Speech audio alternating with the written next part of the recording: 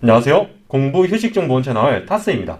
오늘 이야기할 주제는 바로 세무사 불합격 후 공인중개사 시험입니다. 아무래도 시험 불합격이 반복되다 보면 출구 전략을 찾기 마련입니다. 그런데 요즘 워낙 취업도 힘들고 그러다 보니 공무원 시험이나 타 자격증을 노리시는 분들도 있습니다. 참고로 저 같은 경우는 전산세무 1급이랑 세무사 그리고 공인중개사 자격증이 있습니다. 그래서 이런 자격증에 대해서 이야기를 좀 할 수 있을 것 같습니다.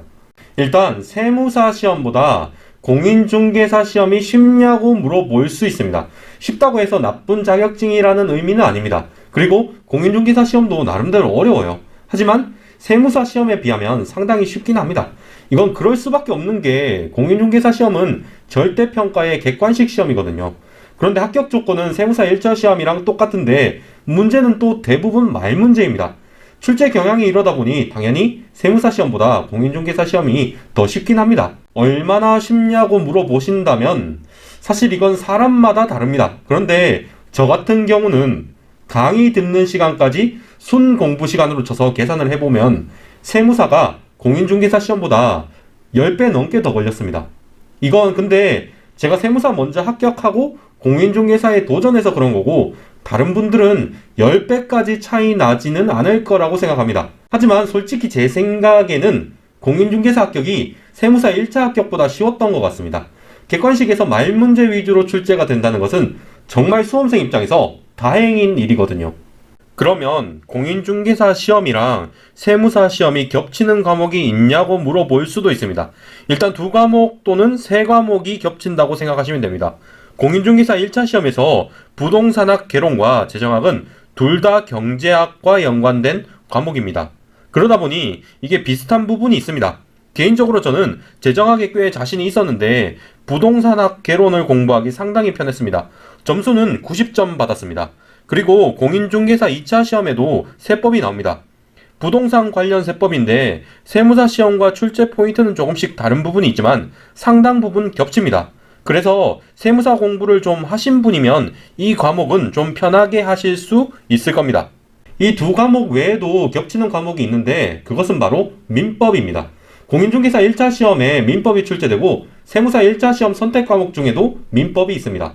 하지만 이건 사실 겹친다고 말하기에는 좀 애매한 부분이 있긴 합니다. 왜냐하면 세무사 1차 시험에서 민법을 선택한 분이 그리 많지 않기 때문입니다. 게다가 공인중개사 민법이 세무사 1차보다 범위가 더 넓습니다.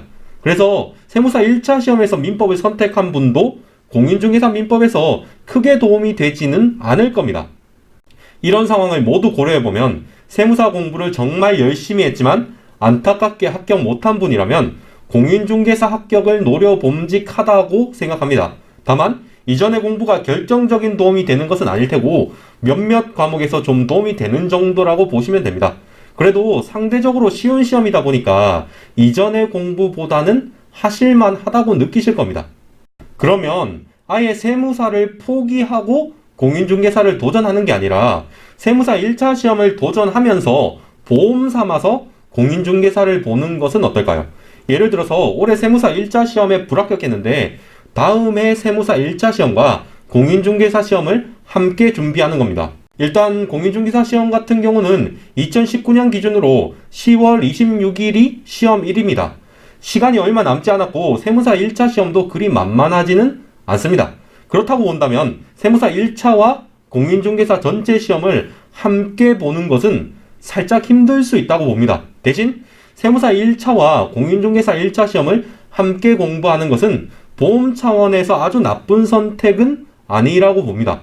공인중개사 1차 과목은 민법이랑 부동산학 개론인데 만약 세무사 1차 시험 선택 과목을 민법으로 바꾸거나 원래 민법이었다면 이런 공부를 하는 게 아예 다른 공부를 하는 느낌은 또 아니거든요. 게다가 공인중개사 이론 강의만 듣고 문제풀이 강의는 혼자 문제집을 풀어보면서 강의를 들을지 말지 판단해 볼 수도 있습니다. 참고로 저는 그냥 혼자 문제집을 풀만 하길래 문제풀이 강의는 생략했습니다. 이건 사람마다 다르긴 한데 어찌됐건 강의를 생략할 부분은 있다는 것을 강조하고 싶습니다. 불합격 후에도 세무사에 제대로 다시 도전하고 합격하는 것이 가장 좋은 결말이긴 합니다.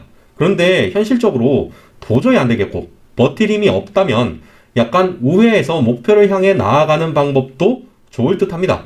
물론 이런 내용도 세무사 시험을 정말 열심히 했던 분이라면 공인중개사 시험과 겹치는 과목이 좀 할만하다는 뜻입니다. 편하게 쉬엄쉬엄 세무사 시험을 준비했던 분이라면 겹치는 과목이라고 해도 매우 힘들 겁니다. 그건 주의하시기 바랍니다. 이상으로 영상을 마치겠습니다. 예비 합격자 여러분 시청해주셔서 감사합니다.